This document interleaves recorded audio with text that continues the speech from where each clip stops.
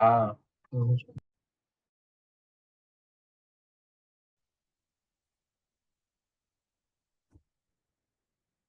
All right, good morning, everyone. Thank you so much for joining us. The students who are here under coercion, thanks, Ambreen, for bringing them to us, and all the friends who've come from different parts of the university. I'm very pleased. This is the first event that International Politics is organizing, and I'm very excited about this panel. I'm really glad to be welcoming Professor Shweta Singh here. Thank you so much. I used to be one of her students way, way back when I was at Lady Shriram. So it's a special privilege to have you here. Without taking up a lot of time from the program, I'll just do a very, very quick introduction for Professor Singh. She's an associate professor at South Asian University. The book that we are discussing, Mapping Feminist International Relations in South Asia, Past and Present. She's one of the editors with Professor Mohsin, who's the other editor. And this book has been generating a lot of buzz as we've been observing in almost every policy space. How many book talks have you done? Thank you for putting us on the roster. So I'll hand over to Professor Singh and let her take it away. And as we kind of go along the panel, I'll keep introducing the speakers. Thank you so much, all of you, once again. Very excited. Take it away, ma'am. Am I audible? I think it's just too loud.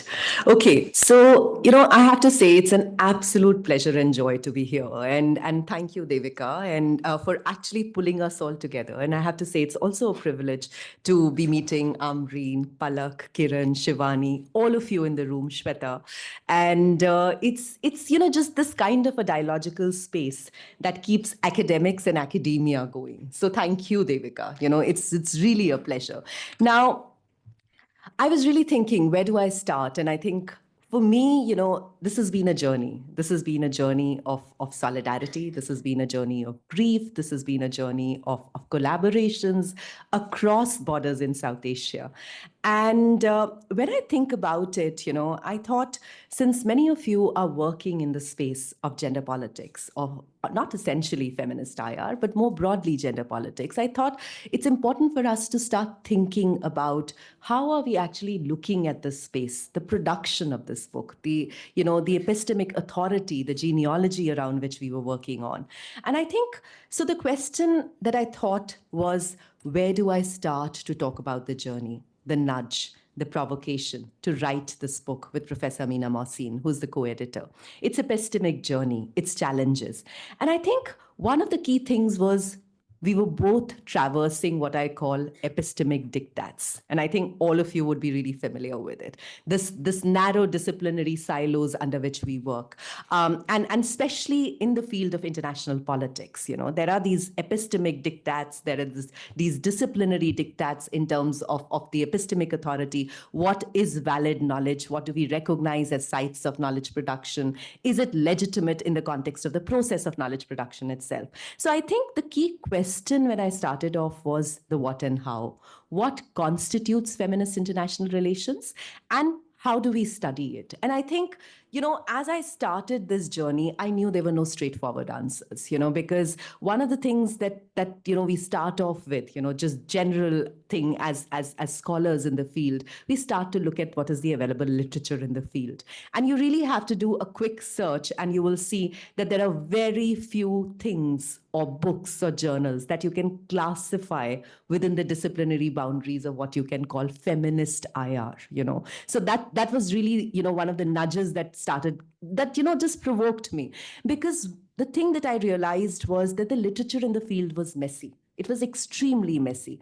And I think what this messiness really provokes us to think is, and I think that is where I would say, the journey really started, in the messiness of the available literature. And in the messiness of the available literature, I think what I was hearing was move away from disciplinary silos. So if you look at the book itself, if you look at the collaboration itself, if you look at the voices itself, they're not firmly rooted only in the discipline of IR.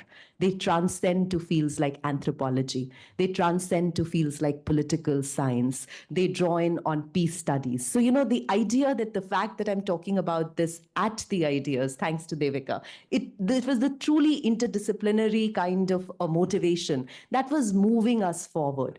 And I would say that if you're talking about, I would say, we were not trying to fit in. We were not trying to be bound by these diktats. And I think that was the organic journey. And in that context, I think that also speaks about the region of South Asia, because one of the things that we really have to understand, and I think what we were attentive to in terms of the politics of knowledge production, that South Asia cannot be fit into a template. It's not that, I can import a particular template from the global north and say that here it is, that we're going to be studying about South Asia, be it feminist IR. So we were attentive to the politics of knowledge production, situated knowledge. And I think the point of emphasis surely was a continuing thread in the location of South Asia. And when I say the location of South Asia, I think what is particularly valid is that it does not refer to some authentic point of epistemic access, but in fact, it underlines the importance of a certain density of arguments within a lived community in the process of knowledge production. I think many of our ideas, and I think this is what I was just talking to Ambreen, many of the ideas actually begin from what I call sobremesa, conversations over tea and coffee outside the conversation, outside the conference room. And many of these ideas for the book in the context of the collaboration started when I visited Dhaka University way back in 2019, 2020, when Dhaka University was actually celebrating 100 years of IR. And interestingly, it is one of the oldest IR programs in South Asia. And it was one of the oldest programs also to introduce a course on gender in IR, which Professor Mohsin was teaching. So I think what really struck me was the many conversations that I had with colleagues and students at Dhaka. And if you ever happen to visit Dhaka University, you'll see the vibrancy of the space. And these conversations, were spread across, and it metaphorically takes me back, not just to the conference rooms, as I said, but to the chai ki tapris across campus. But these conversations, many of us were having, were not bound by boundaries. And these were not conversations that we were just having in Dhaka. We were having these conversations with colleagues in Sri Lanka. I was having these conversations in Afghanistan. We were having these conversations in Nepal. We were also having these conversations in Tromso, London, UK, US, across boundaries. And the only connecting thread for many of us who've been part of this project was a mutual feeling that we do not have a volume that brings voices from South Asia. And I want to actually double emphasize this, voices not on South Asia, but voices from South Asia. And many of us who engage with this idea, there was a kind of frustration. And this frustration was very real. I'm sure you see that in your classroom context also, when you have to teach a text. Is that really speaking to the context in South Asia? Or more specifically of the regions that you're talking about? And I think South Asia was being appropriated. And this is the epistemic authority of the global north. And I think there was need for disruption of this epistemic authority that we are talking about. And in the process, South Asia or countries within South Asia really became like these case studies. So there is this template that you have that emanates from the global north. And what do? You bring that template and test it in the global south. So there was this linearity that was attached to the process. Everything that was theory driven was coming in from the global north, and everything to substantiate that was coming from the global south. And I think that was a kind of a frustration that we were feeling with the appropriation of the knowledge systems that we have. And I think what was also happening in the process was there were erasures, and there were multiple erasures. We were talking about the politics of colonialism, coloniality, the marginalization, the silences across generations. And as I said, for us, it was also a conversation across generations. So it was located space, place, and age. So I think today's panel, the way Devika curated it, conceptualized it, was fascinating, because I think there was a need for this kind of a intergenerational conversation, because the context is different. So I think I wanted to emphasize on this idea of space, place, and age in the context of voices. And I think that brings me to the second point, which is moving away from the nudge of the epistemic disruption that we were talking about. I think we were also very attentive to the idea of conceptual innovation. What is the binding thread that runs through the book? And if you read the book, you'll see the different sections, and I highly encourage you to read the book. But what was the binding thread? And I think it's important that, as I said, what has stayed with me is that we were moving away, and in many ways, problematizing the idea of global sisterhood. I think for us in South Asia, that was an important trigger. I think we were attentive to the temporality of struggles that we are talking about, moving beyond this universalizing nation of global sisterhood. Because I think the intersectional identity constellations of race, caste, class, region, religion cannot be on the margins. So this universalizing notion of global sisterhood, while it's extremely interesting and important, we were in dialogue with that notion, but there were also dissident voices. And we wanted to recognize and acknowledge those dissident voices. And I think every time, and many of you are young students here in the room, something that has stayed with me, and I highly recommend that text, is Kumari Jayawardene's writings. And I think Kumari Jayawardene, writing in the 1980s, when even the discipline of IR was not very attentive to feminist IR, she was writing in that period. And something that she says, and I think that was something that inspired many of our ideas, was feminism was not imposed on the third world by the West, but rather the historical circumstance produced important material and ideological changes that affected women, even though the impact of this imperialism and Western thought was admittedly among the significant elements in the historical circumstance. Unquote. So, what was it? I think we were very clear. Gender and IR and feminist IR in South Asia was not a simple, straightforward template, but a more complex terrain mediated by differing terrains of colonialism, nationalism, and imperialism. And I think these ideas could not have been on the margins. So, coming back to the point on conceptual innovation, I think what struck me and what struck Professor Mohsin in terms of the framing was we were foregrounding ideas on what I call the 3Ds: dialogue, difference, and dissidence. The 3Ds were very important for us in terms of framing the idea of feminist IR in South Asia.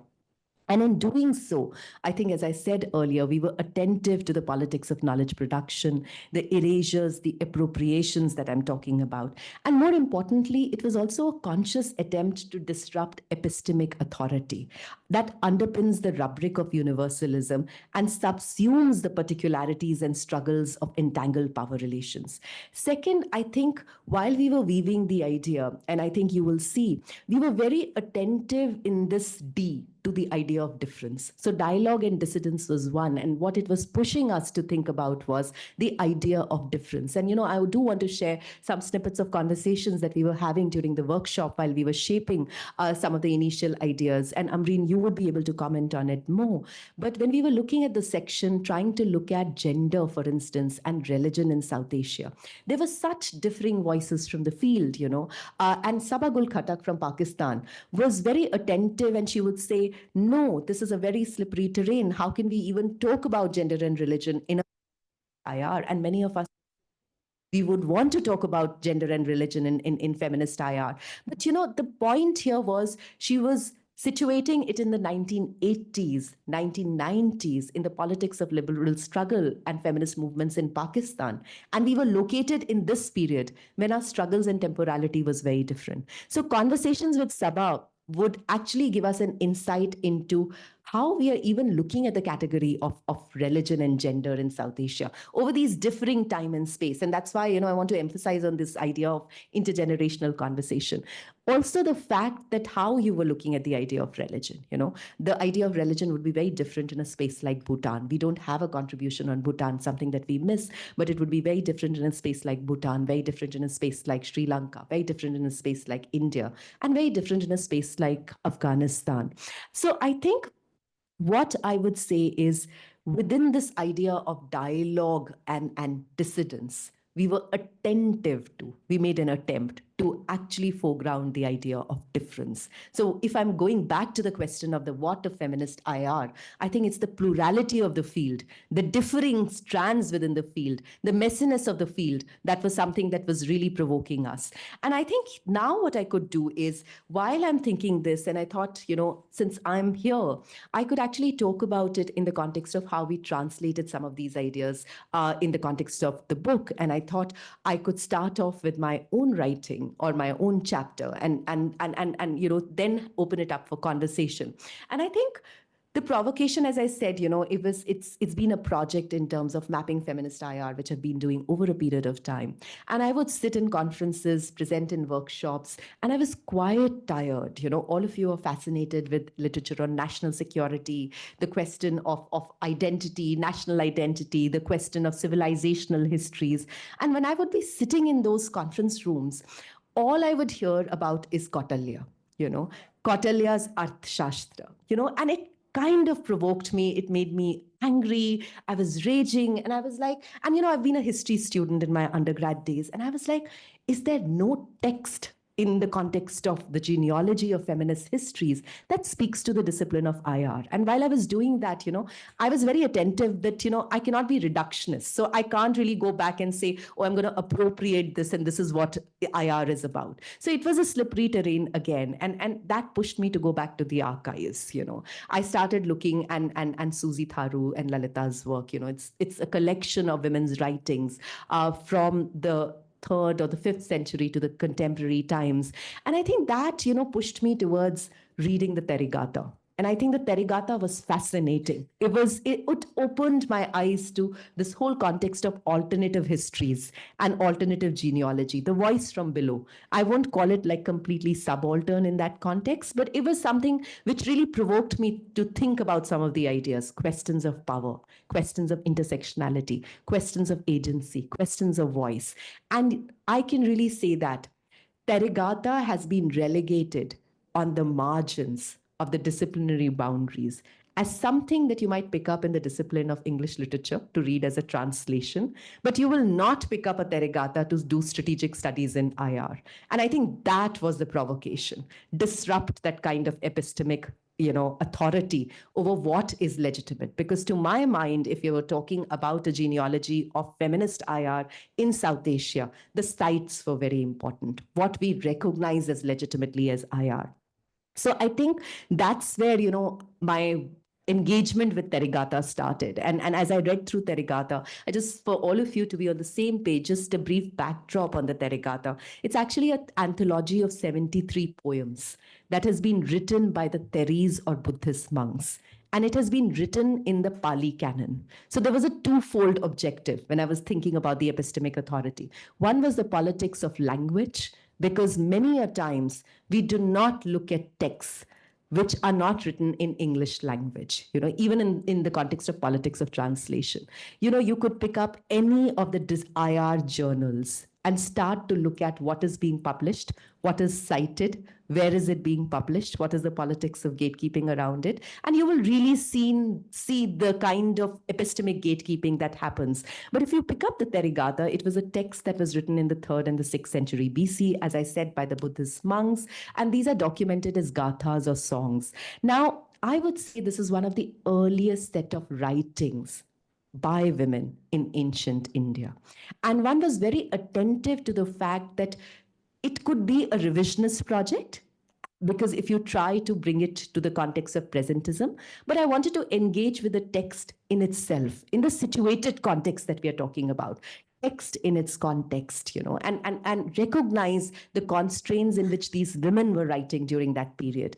And I think what I would say is, while these poems might not present feminist vocabulary in line with Western templates of feminist theory, yet they bring to fore key insights from the standpoint of voice, from the standpoint of agency and intersectionality, all of which are relevant to thinking about feminist genealogy of IR. So, where do you begin the story? There are these differing sides. And it was not just in the context of Therigatha. This is what you see in the book, but something that we are developing further is that you have to look at many of these texts in differing context in South Asia. So, for instance, you could be looking at Ruqayya Sakhawat Hussein's work and the idea of feminist utopia, an idea of an alternative order and power that we are talking about. And Ruqayya Sakhawat Hussein's work is fascinating. It's also intersectional, because this was a Muslim woman growing up during periods of colonial time, imagining a world without men. So, challenging this whole kind of the idea of power and order that we are talking about. Similarly, there is some very interesting work that has been done in the Telugu literature and the Malayalam literature, in Assamese, in Bengali. And it's a mine, I would really encourage you, young students, to go beyond what is visible in the textbook and start unraveling some of these ideas. And I think here what really, really struck me, and I want to go back to Hannah Arendt here. Freedom is to call something into being, and I want to emphasize that. Freedom is to call something into being which did not exist before, which was not given, not even as an object of cognition or imagination. And that is what was shaping the content and the character of feminist IR that one was looking at. Thus, the attempt was, as I said, to look at these generative sites within these texts, for instance, the Therigatha. And in doing so, one was really challenging an ideological order. Now, when I say that, there are some of the key ideas that I engage from the Therigatha, and you would see it in the chapter. But one of the things that you would often read in the literature on IR and also peace studies is the continuum of violence. You would often hear this thing about continuum of violence, the categories of violence. And if you start looking at the Therigatha, there are patterns of grief, sorrow, solidarity, transnational struggles that you can discern from the reading of these poems. And these were the first Buddhist women who were monks who were writing this. And if you look at it, this is the politics in terms of recognizing and foregrounding the voice that we are talking about. So if I could just go back, for instance, there is a Rohini poem, and I could go back to that poem, but in the Rohini poem, what really comes in is an alternative idea of community. Now, this idea of community is extremely important when we are thinking about the idea of community in a space in South Asia. I'm not talking just in the context of the social, but I'm talking in the context of the political. And I think that was fascinating. Similarly, on the idea of agency, I'll draw your attention to the voice of Mutta. And if you read the text, and this is a very powerful translation by Hallisey, and I'm going to read the few lines, quote unquote, "The name I'm called by means freed, and I'm quite free. Well, free from three crooked things: mortar, pestle, and husband, with his own crooked thing. I'm freed from birth and death, and that leads to rebirth has been rooted out." I think it's self-explanatory. It's not just women's writings without politics in it. It is the politics of the space that we need to draw attention to. So I think why I'm saying this is pay attention to the historicity of the region. For me, histories was very important. Pay attention to the temporality of the struggle. And I think when you walk through the field of feminist IR in your own journey, hear, see, listen, read all the dissident voices. And that is what pushes the envelope and disrupts epistemic authority. I would actually sign off right now because I would want to have more like a dialogical conversation and hear from Ambreen, Palak, and Kiran, and all of you in the room, because that is really the kind of dialogical space. The book is out there. And I'm very curious to see how it is received. What are the dissident voices vis-a-vis the book? Because there was also the politics of collaboration in terms of the epistemic production of this book at the South Asian University and University of Dhaka. So in the context of the dialogical spaces that we are talking about, many of the chapters have also been written in collaboration. So that's where we are. And so I would just nudge you, all of you younger people here, to look at sites what you would not conventionally recognize as IR. So move beyond those conventional imagery in the context of IR. Thank you.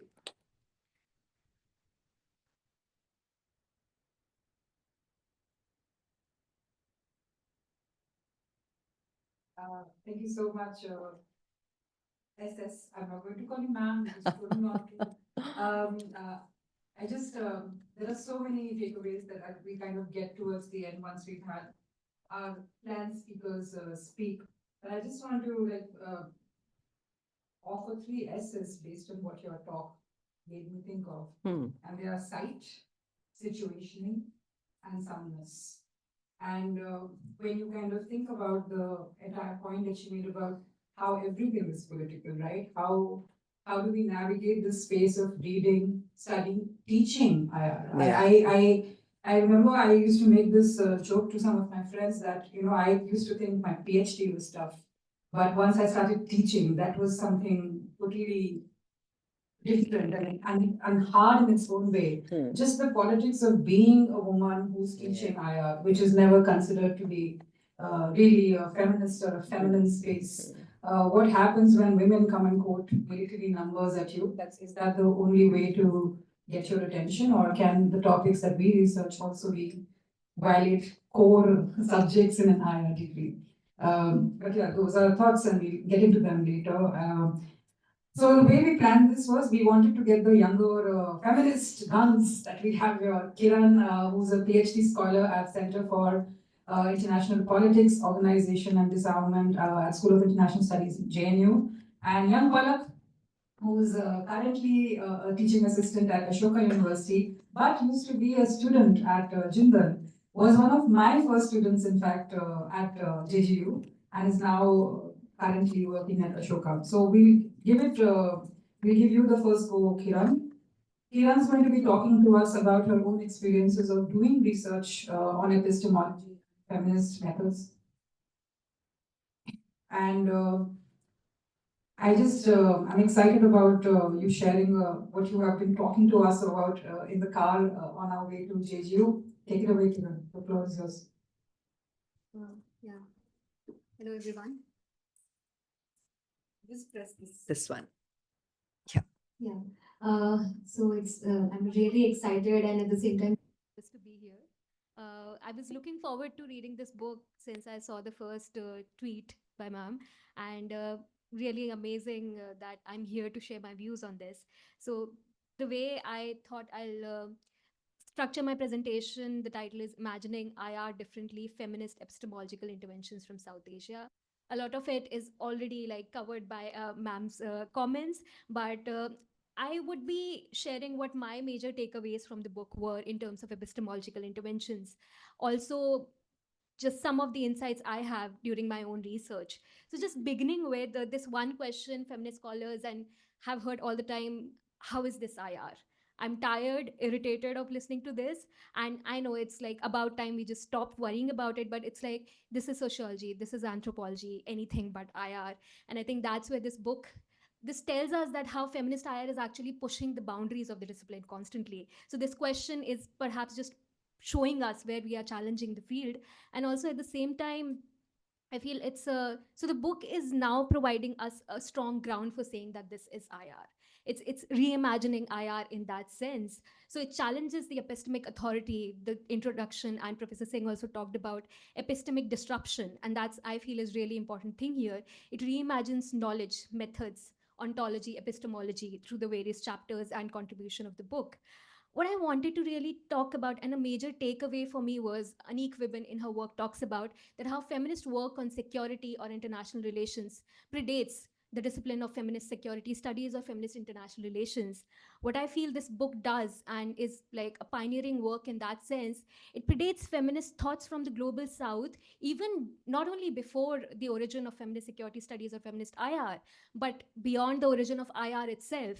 So we are able to see like from the chapter on Therigata or from Jahanara Begum's letters, like the way another contribution in the book is looking at the strategic thought of Jahanara Begum or reading poetries. So these are coming from ancient and medieval history. So it's way before the discipline of IR was imagined. So we are pushing temporarily also the boundaries of the discipline in that sense. The book is doing that. Coming to the major themes I wanted to talk about was like first, because we are talking about epistemology, the sources of knowledge, and how the book is pushing in that direction. Another one is the process of knowing or the methodology. And the third one was the limit of knowledge or what we can do further from here. First, beginning with the sources of knowledge, a lot of which is already covered by Professor Singh, so I will be speaking less on this. But again, the major thing was South Asia as like a place for knowledge and conceptual theoretical production, not just an place to test or try case studies. And then probably pushing us towards what studying IR means. Like again, whether it's reading Terigata or reading Jahanara Begum's letters, like letters of women at various places to see their thought as strategic thought, as thoughts of IR on war, peace, and security. There's also Medha Bish chapter, which looks at Indian philosophical tradition. So drawing feminist, so building a relational connection between indigenous epistemologies and feminist thought. So she looks at Anvikshiki and Shunyata as two concepts and brings them to IR and actually puts presents a big gap in the discipline in terms of meta theoretical thought. So that's where we can build from these places also. Another really interesting aspect of the book was bridging the activist and academic divide. So like this, there's a tension between being a scholar and activist, and I feel this is where in past 2 years I've been part of a feminist network called South Feminist Futures, which has worked on knowledge production. There's a project they worked on called South Feminist Manifesto, which involved having virtual consultations with feminists across global South. And this was the most amazing experience I could have had. So then I remember at one of the in-person meeting we had, this senior feminist scholar from Africa asking me, what do you see yourself, as an activist or an academician? And I was like, until before that day, I haven't seen myself as an activist. And that's how she told me that this work of knowledge production, this is also activism. Like academia and activism need not be these two separate places. So I think the book also, while talking about so many feminist movements across South Asia, whether it be the Sri Lankan movement on the divorce and marriage acts, or the WPS, there are chapters on the WPS and the how they are also drawing from grassroots movements. So this is another important aspect I think feminist IR and the book is pushing towards.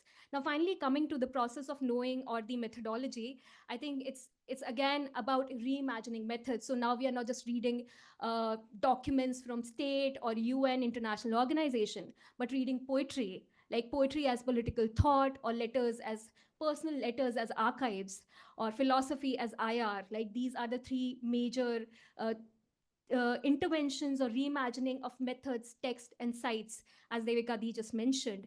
Also, there's an I'm glad because I'm also really a fan of the aesthetic turn in IR and how that is coming to both feminist IR and South Asia as a context in the book. There's a chapter by Kahanda Gamage, I'm sorry if I pronounced it wrong, on wall art and populism in Sri Lankan politics.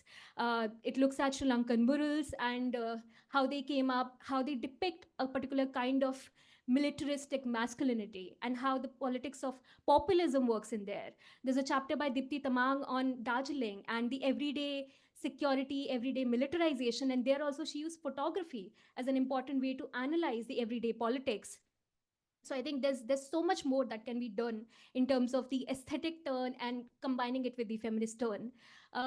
Yeah, so now finally coming to the, and here I'll be ending things, is the limits of knowledge, or what I feel, what more the the tensions of the field is, or the tensions the book also opens up to us, is I was really moved by the chapter by Sabah Gul Khatak, like the amount of violence the women of the region has faced.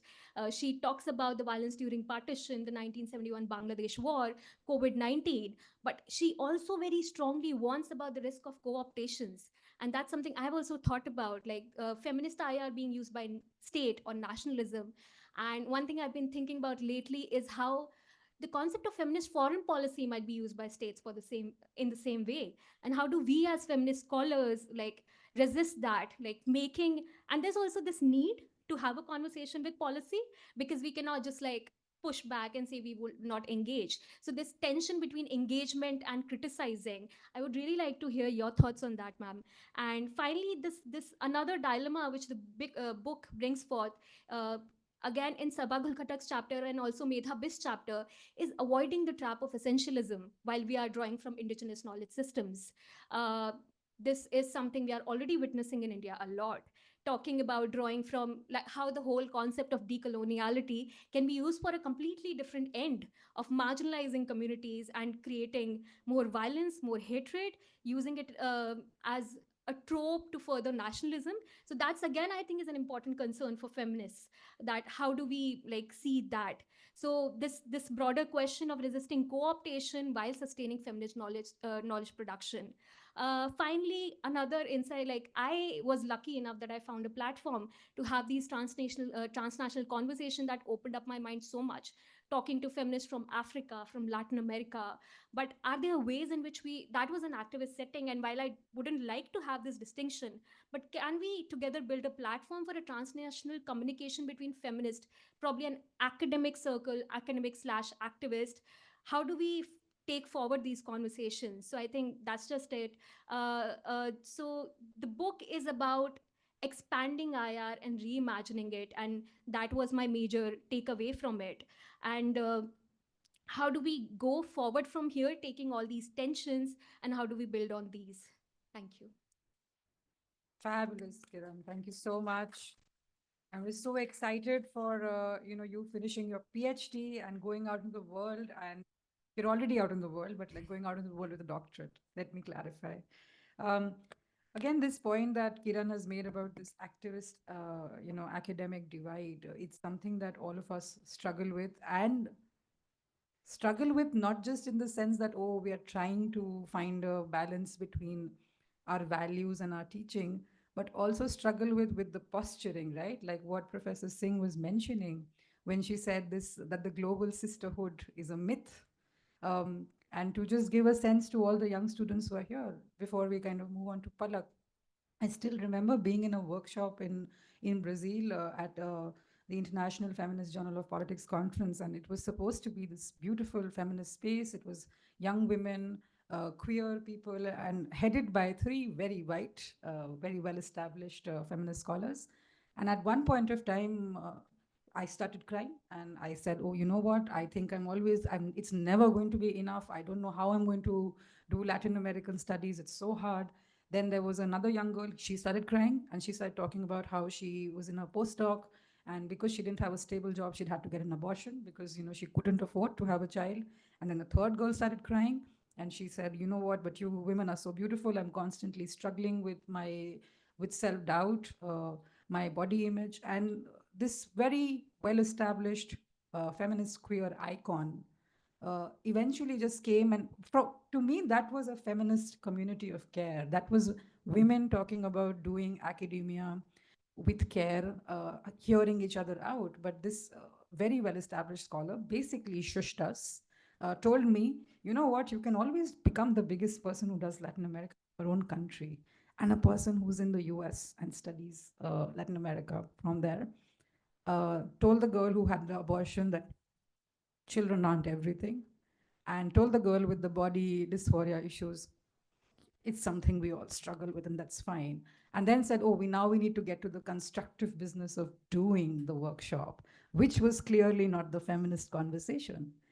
And this is why I find this divide very interesting. And it reminds me of what Nakutullah always said, this first generation Black woman from South Africa who becomes a professor, had a child when she was 17. And she says, "I got my degree, and my mother said the university took my daughter away from me." So a lot to unpack and a lot to think about. We'll now move on to young Palak. Very sorry, I keep saying young Palak because that's a joke, but we'll move on to Palak, who's going to be talking to us about absences, if I'm not wrong, and talking a little bit more in detail about the second section of the book. Take it away, Palak, the floor is yours. Thank you so much to everyone who's spoken before me. I've learned so much from just reading this book. And the section that I am actually talking about is the second one in the book. It's called the WPS Agenda in South Asia, Rethinking Women, Peace and Security. So before I come to the book of the hour and talk about women, peace and security, I would like to talk about another book and the lives of its central women characters. I read The Little Coffee Shop of Kabul by Deborah Rodriguez years ago. This was before the Taliban's full takeover of Afghanistan in 2021. It was an international bestseller. It is not a great book though, so I feel no guilt as I spoil it for you completely in the next few lines. So the women of the book lead the following lives. Sunny, an American woman, runs the eponymous coffee shop, which, by the way, caters exclusively to expats. And she is torn between two equally boring white men and finds herself in a love triangle. Yasmina, a young Afghan woman, she's pregnant and is left on the streets after her husband leaves her to become an insurgent.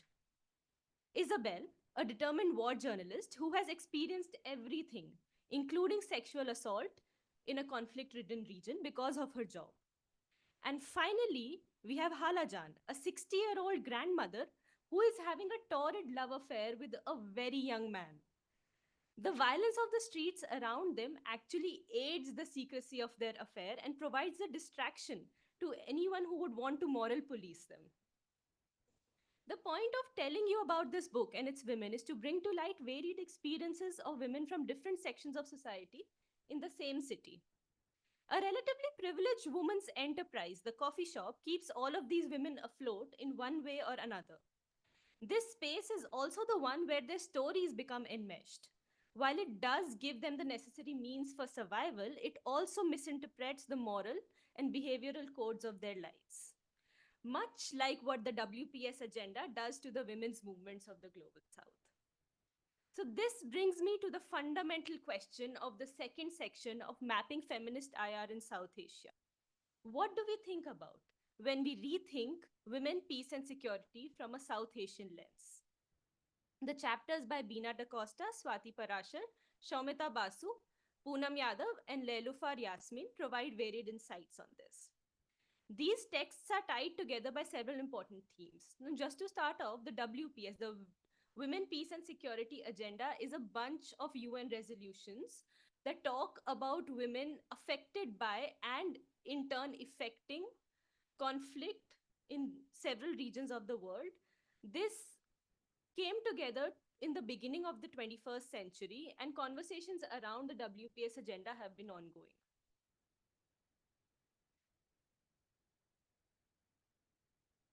So, all these texts in the second section, these are tied together by several important themes. And some of these threads and some of these conversations I'll go through in the next few minutes. So the first thing I notice is that several things get overlooked when even a well-meaning policy project like the WPS agenda is created through high-level advocacy at multilateral levels without taking into account local realities. So Da Costa and Parashar have emphasized that feminism in the South Asian region is richly textured, but also contentious at times. Movements in the region, even those led primarily by women or with the goal of resolving issues that affect women the most, may not claim a feminist identity. In fact, they go one step further to say that several foreign policies of South Asia embody virtues of fairness and justice while not explicitly claiming the feminist tag. From India itself, several environmental movements like Chipko or Narmada Bachao Andolan, etc., have been led by women. Now, shouldn't they comprise an important aspect of the WPS discussion as well? So, that is a question. That is a thread of questions that several of these chapters ask together. The second theme that was prominent is that South Asian borders and national security do not exist in silos from each other. And here I would like to bring an example from my own research, one of my own research projects on the India-Myanmar border. The military coup in Myanmar, the recent one, led to a significant wave of migration from the Chin state in Myanmar to India's Mizoram state. So this was also precipitated by ancestral links between the indigenous communities in both regions. Now, in a region where borders a lot of times are colonial constructs, how can national security exist without regional cooperation? I would like to quote here from Basu's chapter. It, quote starts, "It has become hard to narrate an Afghan, a Pakistani, or indeed an Indian story divorced from internecine conflict, internal or international." Close quote. It therefore becomes critical for the region, transnational solidarity groups, civil society organizations, and multiple governments to work together to achieve any of the tenets of the WPS agenda. And the third thread that seems prominent to me is that of the security forces' involvement in the WPS issues. Now, when security forces deliberate on these issues, policy making becomes a deeply gendered process, which is directly underlined by hierarchical interactions between the security sector and the local communities. Basu further states that the WPS agenda has been denounced for gender washing interventionism of powerful countries in the global south. Now, this ties directly from what Kiran also talked about, that this has helped sustain and further global power asymmetries. An example here would be the US led intervention in Afghanistan using women's rights and security as a key rhetoric to justify their own deployment in the country without actually giving local women the power to make decisions. And the fourth theme that I thought about while reading this section was the shadow of traditional gender on the WPS discussion. Now, DaCosta and Parashar bring to light that talking about women's rights leads to anxieties about the corruption or breaking down of traditional norms and structures in society, which might be the most unique South Asian issue you could find out there, in my opinion. So, Yasmin, in the final chapter of the section, shows that there have been multiple instances where women's perceived peaceful identities have been challenged in South Asian conflicts. For example, the Liberation Tigers of Tamil Eelam, LTTE, had one of the fiercest suicide squads, with a third of their members being women. The peacefulness ascribed to them was key to them getting access to and assassinating the Indian Prime Minister in 1991. So now, but the interesting thing is, these women were not just seen as cool and empowered in their community, they were, but also sacrificial for their children and community, just like a mother figure. And a second example that Yasmin shows is how women make a considered and informed choice to join extremist groups. So Bangladesh's National Action Plan, the NAPs are policy documents that several countries have come out in relation to the WPS agenda. Bangladesh's NAP assumes that women are just vulnerable prey for recruitment, and it is men who must be luring them into extremism. There are calls for a more nuanced understanding of women's nature, divorced from traditional thinking, and the need to embed this characterization at the policy level to be able to make better policy, to be able to have this consideration. And finally, there is something about institutions and implementation of policy. A good policy always takes implementation into account. Trust me, I know my primary job is working in governance and administration in a university. So, according to Yadav, Nepal's National Action Plan doesn't take into account their own institutional unreadiness for adequate implementation of the tenets of their policy. Even though this SNAP actually came as a global project with special funding and received widespread acclaim globally, it was not well integrated into the local government structure. So this brings me to the end of the themes, but just to round off my talk, I would like to narrate an incident from a badly written but well-produced piece of media. This British TV show called Bodyguard, starring Richard Madden. In the first few minutes of the show, our military hero Richard finds himself on a packed train trying to thwart a bomber. Stay with me here. It turns out that the bomber vest wearing person is a hijab clad woman who has been apparently deceived by her husband into going on the train with the bomb. Richard claims Richard calms the panicked Bechari woman down, carefully gets the bomb from her, and defuses it just in time. Well, long story short, in the final episode's interrogation room scene, we find out that the lady was actually the bomber. She pretended to be a Bechari when she realized that she would be caught by the small military platoon that had boarded the same train. Our military hero is shocked when he comes to know that this lady was the mastermind all along.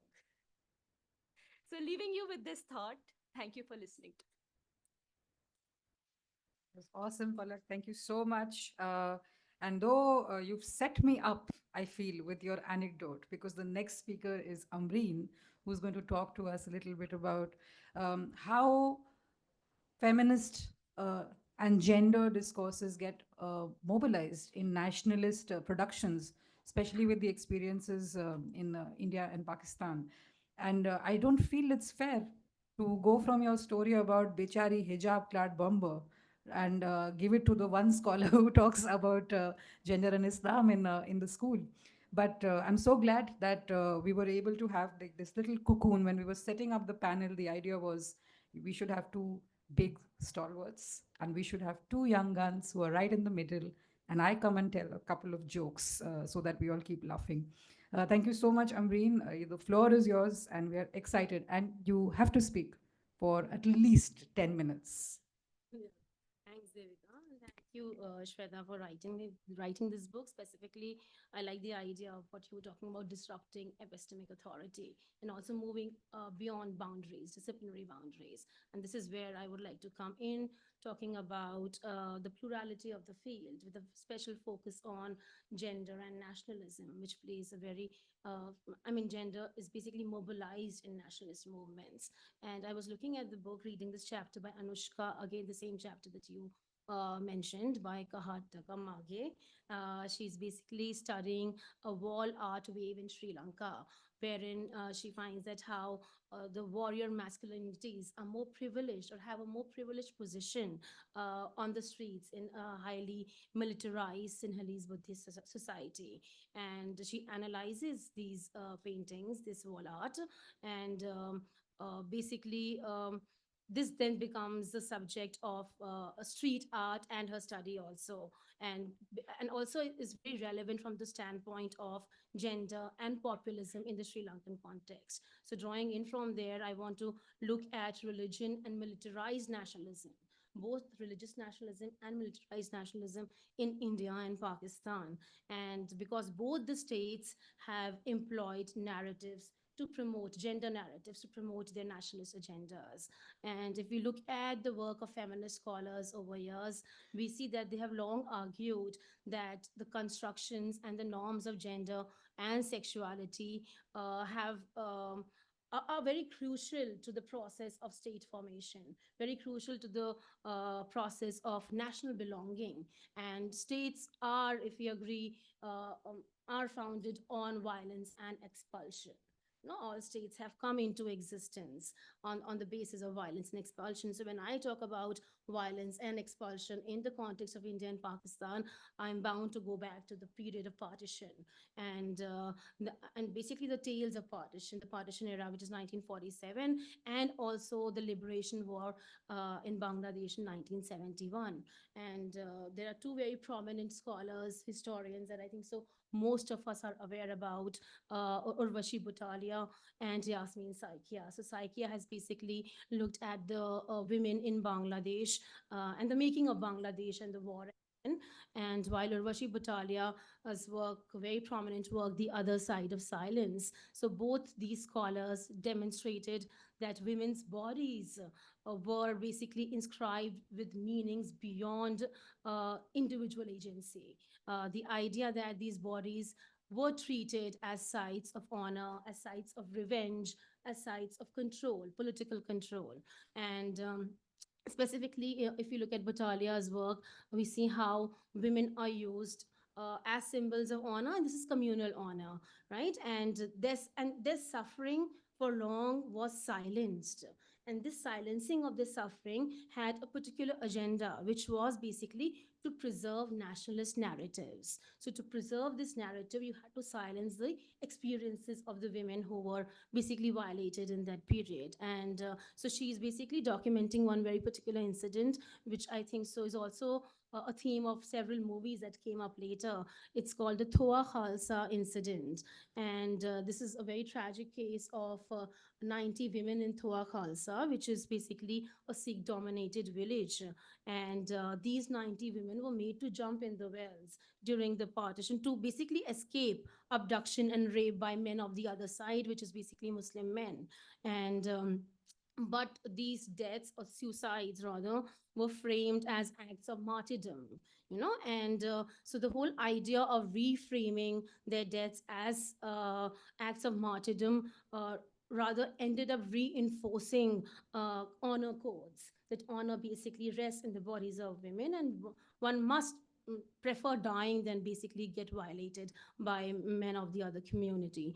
And so the all the surviving families of the time, they often silenced discussions of these events, which again highlighted how women's agency was erased in nationalist discourses. And apart from these women who were basically who died by jumping into the well. There were other women. They were called the recovered women, and this is basically long after the partition. The governments of both India and Pakistan constituted a committee. They launched a recovery operation to bring back their abducted women, and many of these women by that time had converted, had set up their own families. They had started new lives, and yet they were repatriated against their will. So there was this woman that Butalia discusses is who basically resisted being rescued, and because she not only got married, she also had a family. She had children with her Muslim husband, and so this also she argues is that basically how the state prioritizes national purity, over individual woman's agency. So despite the resistance, she was basically rescued. And similarly, in the Bangladesh context, we look at the idea of Birangana, or the war heroine or the rape survivor in the 1971 Liberation War. And here again, we see that women's bodies become markers of religious identity, of national identity. And this very term was basically, Berangana was basically given to Bangladeshi women who were raped in 1971 Liberation War. So the title was largely meant to give them honor, that and but often it led to social ostracization because the society would not accept. They were violated women, they were women who were polluted, and they were not fit for marriage. And so there were women who were being celebrated in public and simultaneously being abandoned in private by their families. And so you also look at this basically tells us about the hypocrisy of the nationalist discourse. So both Butalia and Saikia's work challenge the mainstream historical accounts by shifting the focus from dominant nationalist narratives to the lived experiences of women, and basically exposing the silences, the erasures of women's in official histories, right? And so also they challenge the mainstream history that glorifies partition or the liberation war as struggles for national self-determination, which is often portrays men as the primary agents of history. And how are they challenging it? By basically showing women not just as passive victims of the violence that's happened, but also as central to these conflicts. And they are central to these conflicts in different ways. So either they are suffering or resisting or even surviving in ways that nationalist discourse often ignores.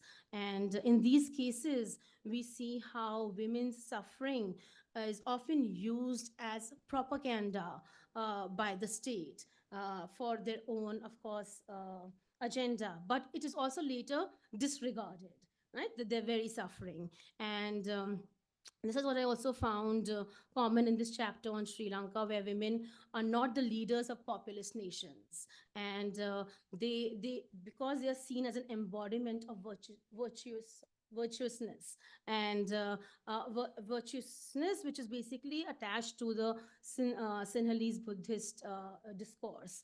And so men are basically glorified as the male body, while the female body is something um, which is not permitted to be out in the public space there, right? And which is visible not only in the real life, but also in the art. So the street art doesn't depict women at all, but it's only dominated by the militarized masculine bodies. And so this is, I think, where feminist IR comes in to examine how nationalist movements construct gender roles, often using women as symbols of honor, purity, and cultural integrity. It not only influences internal gender politics, domestic politics, but also reinforces broader South Asian trends of militarized patriarchal nationalism. And I'll just go back briefly to the idea of propaganda and gender in the post-colonial nation state of Pakistan here. And this is Shanira Khoja Molji's work, where she's basically looking at two contenders of sovereignty. So you have the Pakistani state, the legitimate contender of sovereignty, and the Taliban. And both these contenders have their own set of cultural productions of what basically constitutes a nation. Who belongs, who doesn't belong, who's included, and who's excluded from this idea of the nation. And basically, they're doing this to forge a relationship with the public. And in forging this relationship with the public, both the contenders employ discourses of gender. And not only that, in the Pakistani case, they also employ discourses of Muslimness. And in doing this, gendered hierarchies, kinship feelings, normative understanding of Islam as to what is Islam and what is not Islam are again reinforced by these two contenders. And if we look at the texts and the scripts of the state and the Taliban, we see that they are basically replete with gendered figurations. So, what are these gendered figurations? You have the paternal father, an innocent child, a mourning mother, a brave soldier, a resolute believer. Then you have a dutiful, oblique, undutiful daughter.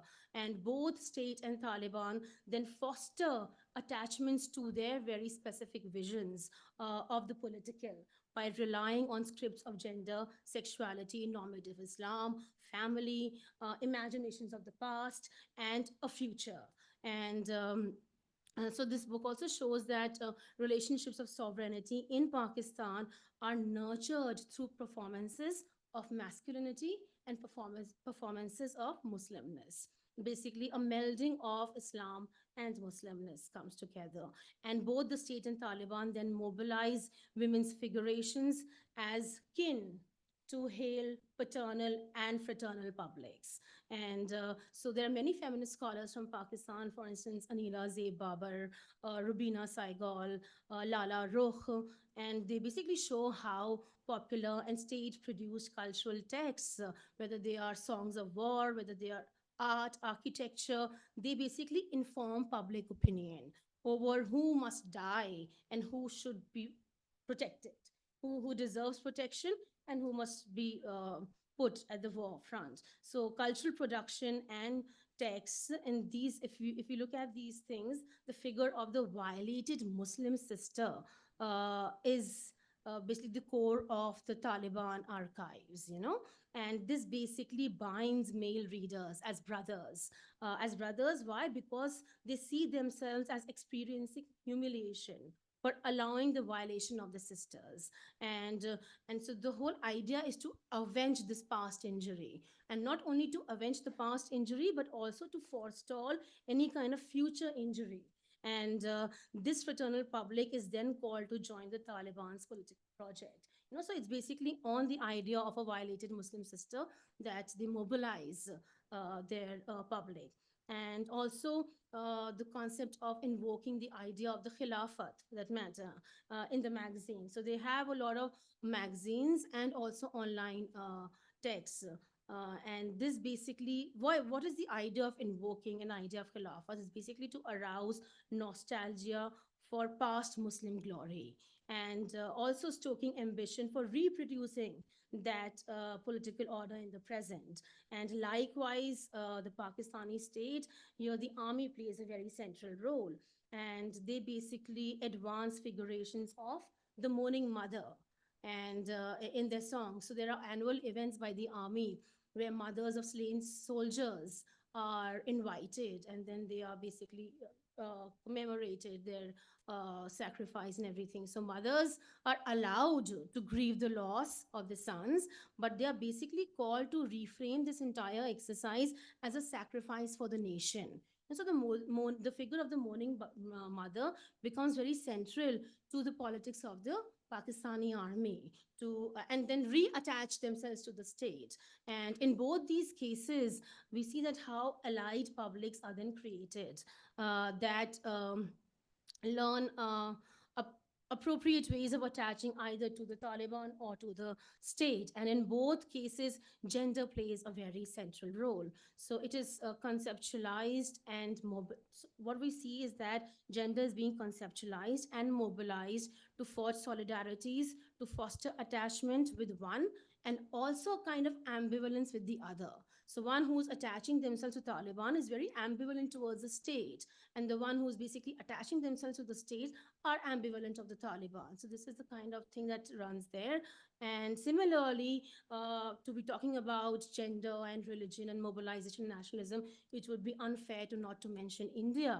And because we see masculinization of Hinduism in contemporary India, right? And for instance, the whole reshaping of Hindu identity through hyper masculine lens. So there is a lot of emphasis on aggression, physical strength, dominance, and all of this is basically in response to perceived historical victimhood or any kind of present day threats. And it is this trend of remasculinization of religious figures, for instance, Ram or Krishna, by the Hindu right. As while this is happening at one end, there's also a categorization of women that's happening. So women are either being categorized as mothers or as female warriors. But these female warriors, it's basically happening in the context of the threat from the other, right? And this trope of our women and their men runs very common in the discourse of Hindu masculinity and the nation. And so, for instance, this concept like love jihad. This is something which basically mirrors very patriarchal nationalist anxieties about women's bodies being sites of religious and national honor. So, in this context, larger context of South Asia, there are a number of studies, recent studies, and even before Charu Gupta has worked extensively on male anxieties and Hindu anxieties.